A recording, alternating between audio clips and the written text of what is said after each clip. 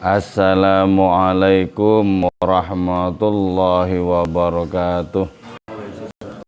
Bismillahirrahmanirrahim. Hamdan wa thana'an laka ya Allah, salatan wa salaman laka ya Habiballah, wa ala alika wa ashabika ya khaira khalqillah, laka ya Rasulullah, wa li jami' man ittaba'a dinaka ya Habiballah, haqiqatan min ladun adam la yaumil qiyamah, wa nakhusu khususan minhum ila hadrati Syekh Maulana Jalaluddin Rumi qaddasallahu sirrahu radhiyallahu lana wa lahumul Fatiha. A'udzu billahi minasy syaithanir rajim. Bismillahirrahmanirrahim. Alhamdulillahi rabbil alamin arrahmanir rahim maliki yaumiddin. Iyyaka na'budu wa iyyaka nasta'in ihdinas siratal mustaqim ghairil maghdubi 'alaihim waladdallin amin. Litaqarrubina ila Allah ta'ala limuhabbatina ila Rasulillah sallallahu alaihi wasallam, li salamatina fid din wad dunya wal akhirah, liqadai duyunina liqadai hajatina min hawaijid dunya wal akhirah, li taysir arzaqina halalan thayyiban mubarakan katsiran wasa'a, li sihhati jasadina wa qulubina, لشفاء أمراضنا ظاهرا وباطنا، لدفع البلايا والمحن والفتن والأمراض والأسقام، لمنافعنا لمصالحنا لأهل بيتنا وأولادنا وذرياتنا وجوارنا وأصدقائنا وجميع المسلمين والمسلمات والمؤمنين والمؤمنات الأحياء منهم والأموات، ولعز الإسلام والمسلمين بجودك يا الله، بشفاعة نبيك يا الله، ببركة أوليائك يا الله، وبأسرار الفاتحة. أعوذ بالله من الشيطان الرجيم. بسم الله الرحمن الرحيم. الحمد لله رب العالمين الرحمن الرحيم مالك يوم الدين. إياك نعبد وإياك نستعين اهدنا الصراط المستقيم صراط الذين غير المغضوب عليهم ولا الضالين آمين. Alhamdulillahirabbil alamin. Kita berjumpa kembali dengan kitab Matsnawi, yaitu kitab terdiri dari 6 jilid yang ditulis oleh salah seorang santri dari Maulana Jalaluddin Rumi. Penulisan kitab ini tidak sama dengan penulisan kitab-kitab para sufi yang lain. Kitab ini ditulis dengan cara didiktekan. Jadi Maulana Rumi membacakan, kemudian salah seorang santrinya menuliskan. Jadi apa yang terbersit di benak Syekh Maulana Jalaluddin Rumi diungkapkan, kemudian dituliskan oleh salah seorang santrinya. Begitu tiap malam, jeda selama beberapa waktu, sekitar 2 tahun, kemudian dituliskan lagi. Sampai akhirnya terkumpul puisi lebih dari 25.000 bait. Jadi kitab Matsnawi ini merupakan puisi naratif yang jumlah baitnya itu lebih dari 25.000. Ini sekarang kita mengkaji jilid kedua. Prosesnya bait ke 2161. Jadi kita sudah mengkaji dari awal itu 2160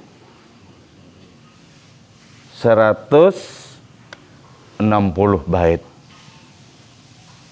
Jadi, tapi kitab Matsnawi ini akhir-akhir ini kita kaji hanya pada setiap bulan Ramadan. Ngajinya tengah malam seperti ini dalam kondisi hening, kita berharap mendapatkan rahmat rohani dari Allah Subhanahu wa taala, mendapatkan pencerahan untuk bekal kita menerobos hutan dunia ini. Kita akan berbicara tentang kritik Allah Subhanahu wa taala kepada Nabi Musa alaihissalam. Qala al-musannifu rahimahullahu ta'ala wa nafa'ana bi'ulumihi wa amadana bi asrarihi wa fadha alaina min barakatihi wa bikum amin. Bismillahirrahmanirrahim. Wahyul haqqi ta'ala. Adapun ini adalah pembahasan tentang firman Allah Ta'ala. Li Musa alaihissalam, bagi Nabi Musa alaihissalam. Limadza lam ta'tih, kenapa lam ta'tih tidak datang engkau wahai Musa li'iyadati, untuk menjengukku, ya. Allah berfirman kepada Nabi Musa, kamu kok tidak menjengukku, padahal sangat penting bagimu untuk menjengukku. Kenapa kok tidak menjengukku? Ya. Laqad habata,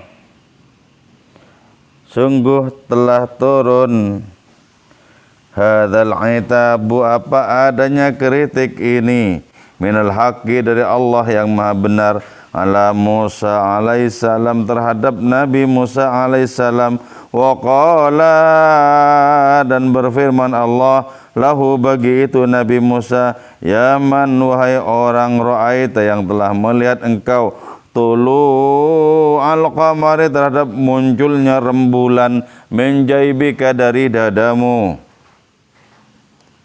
Laqad ja'altuka, sungguh telah menjadikan aku kepada memusyrikan, kepada orang yang memunculkan minan nuril ilahi, terhadap cahaya ilahi.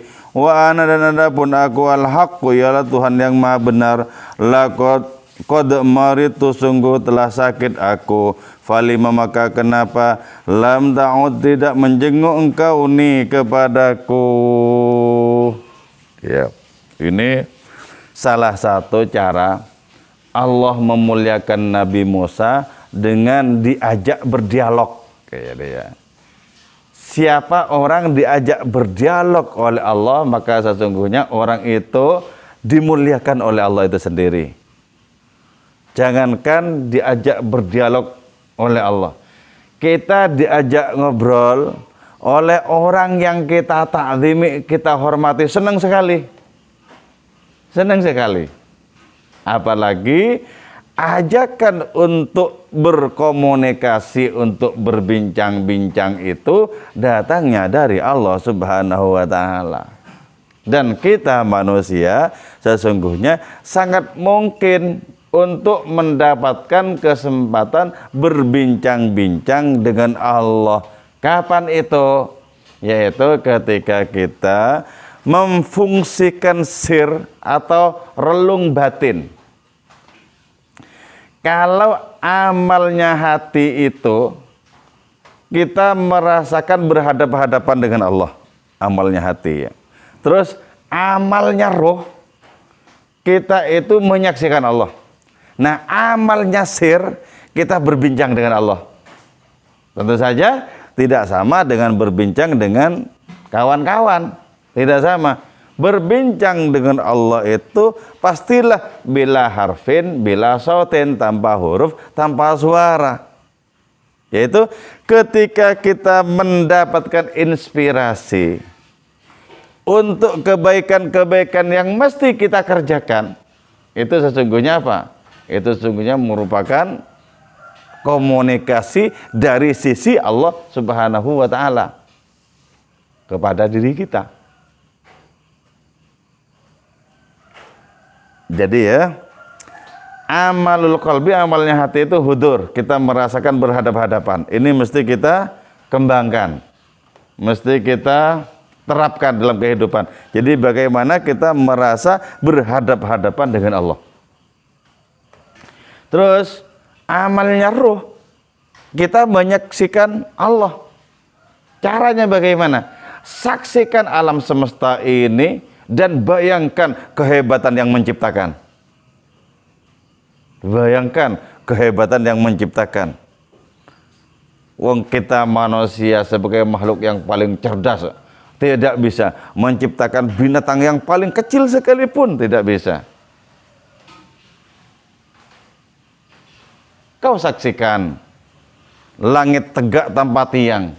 Adakah engkau yang menciptakannya? Tidak sama sekali. Jangankan langit yang tanpa tiang, seekor lalat saja kita tidak menciptakannya. Jadi hati kita itu ya, itu mesti kita kelola agar merasa berdekatan dengan Allah. Roh kita harus kita kelola agar kita bisa menyaksikan Allah. Kalau kita menyaksikan peran-perannya, maka sangat gamblang keterlibatan Allah Subhanahu wa taala di dalam berbagai macam penciptaan. Sangat gamblang, sangat nyata. Sangat nyata.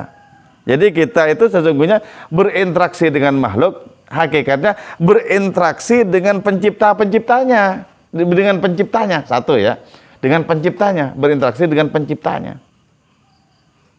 berinteraksi dengan makhluk itu ya.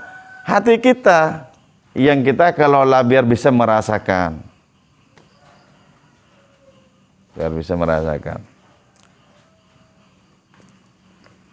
Allah berfirman, wahai engkau yang telah menyaksikan munculnya rembulan dari dadamu,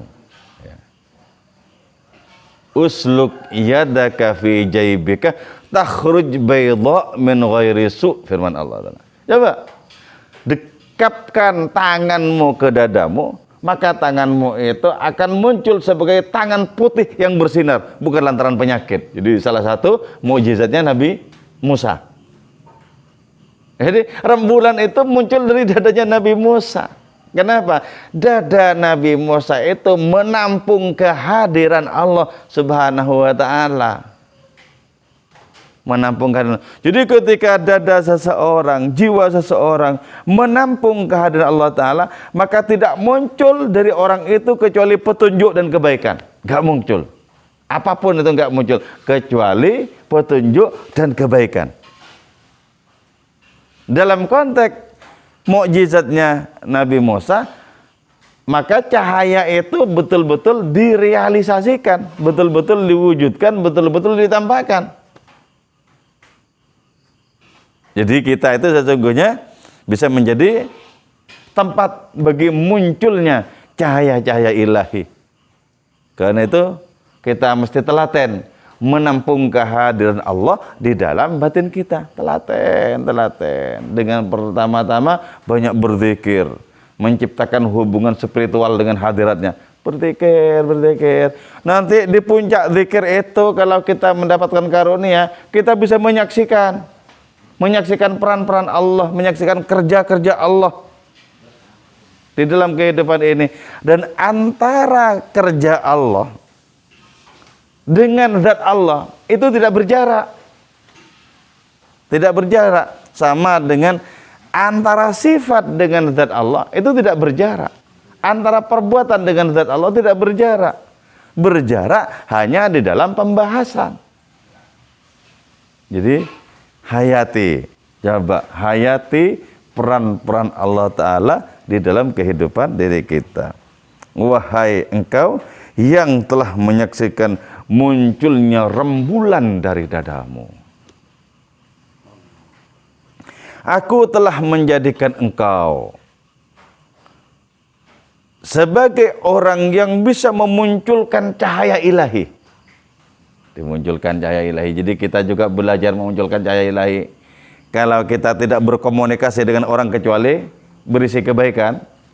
Kalau kita tidak menunjukkan kepada siapapun termasuk kepada diri kecuali kepada kebaikan, itu berarti apa? Berarti kita sudah dijadikan oleh Allah Ta'ala munculnya cahaya ilahi. Dijadikan sebagai tempat munculnya cahaya ilahi. Anal haq, aku adalah Tuhan yang maha benar. Nah ini pertanyaannya, aku ini sakit Musa, kok kamu tak menjengukku? Jadi ya Allah Ta'ala yang absolut, yang melampaui segala sesuatu, memposisikan dirinya sebagai apa? Sebagai makhluk yang sakit. Kan mustahil dong Allah itu sakit. Mustahil Allah Ta'ala itu dihinggapi oleh kekurangan apapun. Mustahil. Coba saksikan bagaimana Allah Ta'ala dalam tanda kutip merendah ke posisi makhluk yang bisa dihinggapi oleh rasa sakit. Aku sakit loh Musa, kenapa kau tidak menjengukku? Ini kan berarti dalam rangka apa? Dalam rangka memberikan pemahaman kepada Nabi Musa satu sisi, dan di sisi yang lain mengangkat derajatnya Nabi Musa dengan diajak berdialog, apalagi berlama-lama dalam dialog itu. Berlama-lama dalam dialog itu. Qala, merespon itu Nabi Musa, Subhanaka maha suci engkau ya Allah, innaka sesungguhnya engkau munazzahun, ialah terbebaskan, anil dharari dari berbagai macam bahaya, ayu sirrin hadza, rahasia macam apa ini? Ampun ya Allah, engkau maha suci. Engkau tak mungkin dihinggapi oleh berbagai macam kemudaratan. Tak mungkin dihinggapi oleh berbagai macam kelemahan. Rahasia apakah ini yang engkau lontarkan kepadaku ya Allah? Jadi kan betul Nabi Musa itu menggunakan rasionya, menggunakan akalnya. Mana ada Tuhan sakit, kan begitu. Yang dihinggapi sakit itu makhluk-makhluk yang lemah. Kalau Allah enggak mungkin sakit. Enggak mungkin sakit. Tapi Allah Ta'ala sendiri menyatakan seperti itu. Aku sakit, kau tidak menjengukku. Aku sakit, kau tidak menjengukku. Coba lihat ya, keberpihakan Allah Ta'ala ini berarti habis-habisan. Keberpihakan kepada hamba-hambanya yang lemah. Kata. Sampai menyatakan, aku ini sakit. Ayu sirrin hadza, rahasia macam apa ini? Bayyin huli, tolong jelaskanlah engkau ya Allah, li kepadaku. Hu terhadap itu ungkapan li kepadaku, ya ilahi, wahai Tuhanku. Faqala, maka menjawab ya Allah lahu bagi itu Nabi Musa thaniyatan, untuk kedua kalinya, limadza lam tas'al anni fi maradi, limadza kenapa lam tas'al tidak bertanya engkau Musa anni tentang diriku, fi maradi di dalam sakitku, takarruman minka sebagai pemuliaan minka darimu. Kok enggak engkau bertanya Musa, langsung engkau mengatakan maha suci engkau. Kenapa kok enggak bertanya sakit apa ya Allah? Kenapa kok langsung mengatakan maha suci engkau, rahasia macam apa ini? Engkau tidak mungkin sakit. Mestinya firman Allah Ta'ala, kau tanya kepadaku, aku sakit apa? Coba. Qala ya Rabbi, qala mengatakan Nabi Musa, ya Rabbi wahai Tuhanku, innahu la yalhaqu bika nuqsanon, innahu sesungguhnya sya'an la yalhaqu tidaklah menyentuh bika kepadamu, nuqsanon apa kekurangan, lakota sungguh merasa bingung, akli apa akalku, fafasir maka tolong terangkanlah engkau ya Allah li bagiku, hadzal kalama pembicaraan ini. Ya Allah, engkau tidak mungkin tersentuh sedikit pun oleh kekurangan. Tidak mungkin. Akalku linglung ya Allah, tidak bisa memahami. tolong jelaskan kepadaku adanya ungkapan-ungkapan tadi. Asik ya kita membayangkan ya. Andaikan kita berposisi sebagaimana Nabi Musa, di posisinya Nabi Musa, nikmat sekali. Kita diajak berbincang-bincang, seperti sangat dimanjakan begitu. Enak sekali. Kalau kita di posisinya Nabi Musa, makanya beliau disebut sebagai kalimullah, orang yang diajak berdialog oleh Allah Ta'ala. Orang yang diajak berkomunikasi dengan hadiratnya itu. Qala berfirman siapa Allah Ta'ala ajal pasti, laqad maradu demi sungguh telah sakit abdun siapa seorang hamba min khawasi al-mukhtarin, dari orang-orang istimewa yang terpilih di hadapanku. Jadi seorang hambaku yang istimewa, yang terpilih itu sakit. Sakitnya itu adalah sakitku.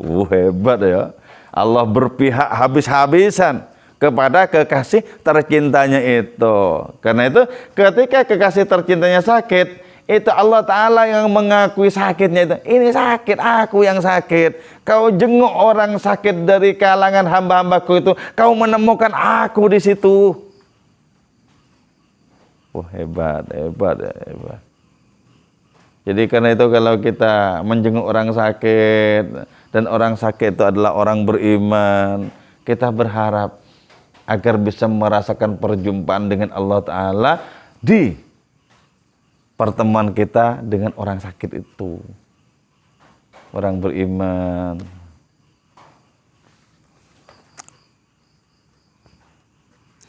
Wa huwa ana wa huwa adapun itu hamba, ana ialah aku.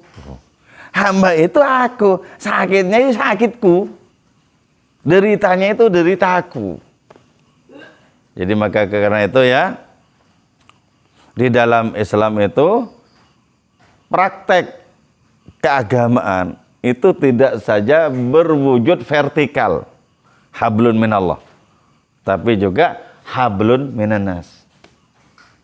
Harus horizontal, di samping juga vertikal. Fanzur maka renungilah engkau jayidan baik-baik. Coba renungi baik-baik Musa, sakitnya itu adalah sakitku. Jadi ya Allah Ta'ala yang maha suci dari berbagai macam kekurangan, tak tersentuh oleh berbagai macam kekurangan, berbagai macam cacat dan lain semacamnya. Allah Subhanahu wa Ta'ala itu memposisikan dirinya sebagai hamba pilihannya itu. Huwa ana, dia itu adalah aku katanya. Fanzur jayidan, coba renungi baik-baik.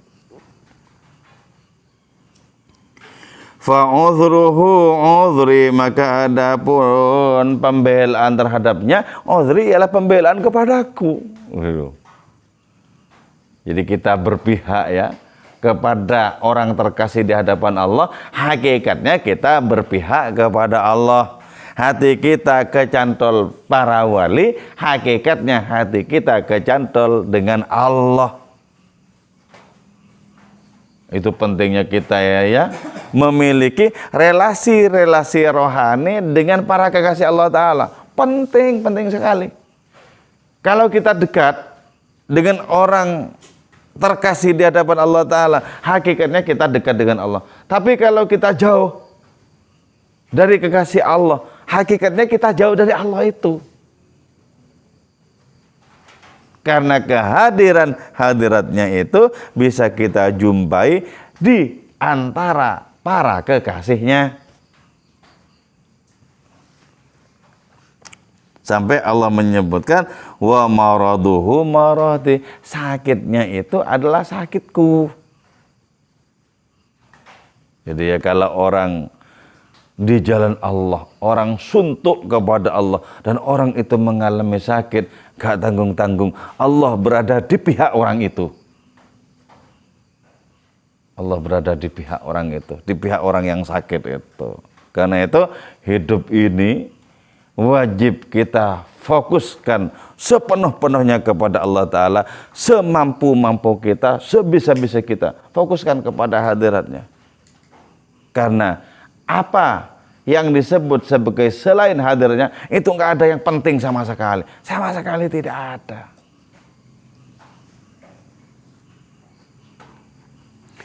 Wa kullu man, adapun setiap orang yuridu yang berkehendak itu kullu man mujalasatallahi, berkumpul dengan Allah, berdekat-dekatan dengan Allah. Fa'alaihi, maka wajib atas itu kullu man bil julusi, dengan berkumpul fi mahdharil auliya, di kalangan para wali. Jadi orang yang pengen untuk berdekat-dekatan dengan Allah, berjumpa dengan Allah, maka dekatilah kekasih-kekasihnya. Jadi kekasih-kekasihnya itu merupakan apa? Merupakan teofani, merupakan tajalli, merupakan kehadiran Allah Ta'ala yang konkret di tengah medan kehidupan ini. Kekasih-kekasihnya itu. Datangi itu, datangi. Nah, karena itu adanya berbagai macam rintangan di dalam hati untuk mendatangi para wali, itu sungguhnya merupakan apa? Merupakan energi negatif yang mau melempar kita jauh dari Allah. Jangan turuti itu. Jangan turuti. Wa innaka, dan sesungguhnya engkau, ini engkau apabila terputus, jika terputus engkau an huduril auliya, dari kehadiran para wali, fa innaka, maka sungguhnya engkau halikun, ialah hancur, habis kita. Jadi kalau kita tidak dekat dengan kehadiran Allah Ta'ala di para wali, di para kekasih Allah Ta'ala, itu hancur kita. Kita tidak memiliki relasi dengan Allah Ta'ala lewat para kekasihnya. Dengan demikian, padahal hidup ini tujuannya adalah Allah Ta'ala. Apapun yang lain itu hanyalah sah sebagai sarana, sama sekali tidak sah sebagai tujuan. Dan karena tujuan hidup kita itu tak lain adalah Allah Subhanahu wa Ta'ala, maka sangat penting bagi kita untuk mengukuhkan keyakinan bahwa perjumpaan dengan Allah adalah perjumpaan dengan para kekasihnya. Dzalika, alasannya, adapun hal itu, annaka, ialah sesungguhnya engkau, juz'un, ialah bagian, bila kullin, dengan tanpa adanya keseluruhan. Jadi kita itu bagian-bagian. Bagian dari apa? Bagian dari jejak-jejak ilahi. Nah, karena itu mesti menggabungkan diri dengan keseluruhan. Jadi kalau kita itu merupakan bagian, maka para wali itu keseluruhan. Yang bagian ini tidak boleh tidak harus berpihak kepada keseluruhan. Itulah. Kalau yang bagian-bagian serpian-serpian seperti ini menjauh dari keutuhan itu, maka kita akan menjadi terhina. Karena kita terlempar dari adanya keutuhan-keutuhan itu. Jadi istilahnya kita ini juz'i, para wali itu kuli. Kita itu partikular, para wali itu universal. Jadi hanya ketika kita bergabung dengan yang universal, maka hidup kita menjadi bermakna. Hanya ketika kita memiliki pertalian rohani dengan para kekasih Allah Subhanahu wa Ta'ala, hidup kita menjadi berarti. Bisakah yang partikular ini, bisakah sebutir debu ini menempuh jarak untuk sampai kepada Allah Ta'ala tanpa perantara? Itu bisa dikatakan mustahil. Sebutir debu mau melangkahkan kaki kemana? Wong ketika kita langkahkan kaki dalam kebaikan, itu karena barokahnya para wali, itu karena syafaatnya Nabi. Mau pergi kemana sebutir debu ini? Gak akan pernah bisa kemana-mana. Kalau hanya mengandalkan kekuatan diri sendiri, tidak akan pernah bisa pergi kemana-mana. Tambatkan di dalam hati kita kecintaan dan takzim kepada Nabi, kecintaan dan takzim kepada para sahabat, kecintaan dan takzim kepada para kekasih Allah Subhanahu wa taala. Tambatkan dalam hati. Itu yang akan bisa menarik diri kita untuk bergabung dengan mereka. Ibarat setetes hujan. Apa artinya setetes air hujan kalau jatuh di padang pasir yang tandus? Gak ada artinya, langsung ditelan oleh kering kerontang. Tapi ketika bergabung dengan Samudra Raya, menjadi bagian dari Samudra Raya itu. Walaupun hanya setetes hujan, tapi telah menjadi bagian dari gelombang Samudra Raya itu. Gitu ya. Kita itu harus pandai-pandai untuk mengambil posisi yang ideal di dalam hidup ini. Gabungkan diri, gabungkan diri, gabungkan diri.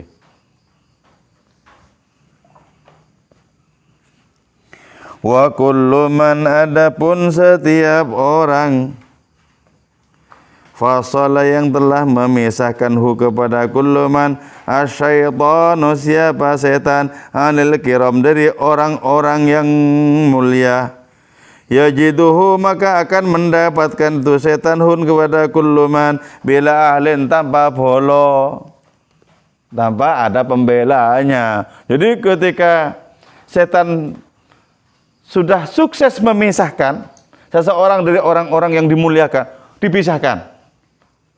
Wah, maka jadi bancaan setan itu kemudian kalau dipisahkan itu. Jangan mau dipisahkan. Apapun persoalan dalam kehidupan, jangan mau kita terpisah dari orang-orang yang lebih mulia dari kita, orang-orang yang lebih dekat dengan Allah Ta'ala ketimbang kita. Jangan mau dipisahkan. Kalau kita berhasil dipisahkan oleh setan, maka setan tinggal notok, tinggal notok. Kenapa? Karena tidak memiliki pertalian dengan orang-orang yang kuat di hadapan Allah Ta'ala. Gak memiliki pertalian. Karena itu ciptakan pertalian. Agar apa? Agar setan tidak leluasa menotok diri kita. Gitu loh ya. Oh, setannya kadang pintar. Kadang pintar. Dibikin salah paham. Kemudian setelah salah paham, menghindar. Wah, pintar setan itu, pintar. Jadi mau dipisahkan dari rombongan kebaikan. Kalau sudah terpisah, wah, tinggal dijadikan banjaan itu nanti. Jangan mau. Jangan mau. Gitu lah ya, jangan mau. Jadi pintar, setan itu pintar. Sama dengan video tentang flora dan fauna itu. Ketika lembu-lembu itu bergerombol, jumlahnya ratusan sampai ribuan, satu singa, dua singa itu nggak mempan, nggak bisa masuk itu, nggak bisa masuk. Nah, caranya singanya itu pintar. Kalau ingin makan di antara mereka itu, maka dipisahkan, dipisah. Ketika terhindar, wah, disikat langsung. Coba masih bergabung dengan rombongan yang ribuan jumlahnya itu, aman. Karena itu kata Maulana Rumi dalam salah satu puisinya, biarpun engkau laksana harimau, jangan coba-coba berjalan sendirian menuju kepada Allah. Engkau akan dipermalukan dan tumbang di tengah jalan. Gak bisa, jadi harus ngikuti nih. Jadi tugas kita itu ngikuti orang-orang yang lebih kukuh kuda-kuda rohaninya. Ikuti itu. Ikuti. Jangan mau dipisahkan. Jangan mau dipisahkan.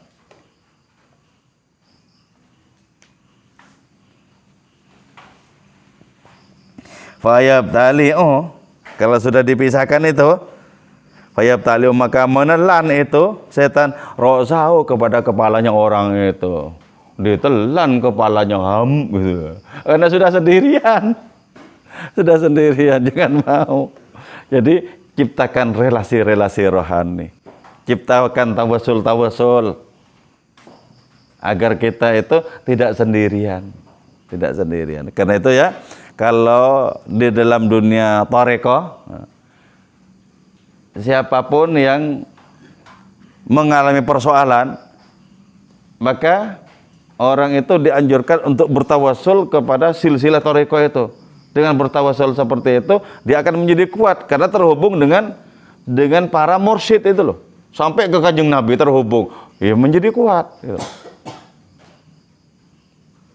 Kalau bisa dipisahkan oleh setan, kemudian menyendiri, fayabtali ra'sahu, ditelan kepalanya orang itu, enggak tanggung-tanggung kepalanya yang ditelan langsung.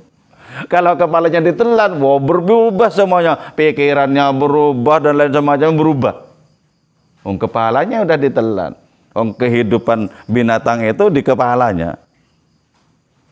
Di kepalanya. Karena itu kalau binatang itu kepalanya yang busuk duluan, nggak bisa diselamatkan itu. Nggak bisa diselamatkan. Nanti hanya akan ikut arus itu. Coba lihat ikan-ikan yang mati itu, kan hanya ikut arus itu. Nggak bisa berdiri di dalam kehidupan ini secara mandiri, ikut arus. Wal bu'du anil jama'ati, adapun menjauh anil jama'ati dari jamaah, shibran wahidan, satu jengkal. Menjauh dari jamaah, dari perkumpulan orang-orang mulia, menjauh satu jengkal saja. Terus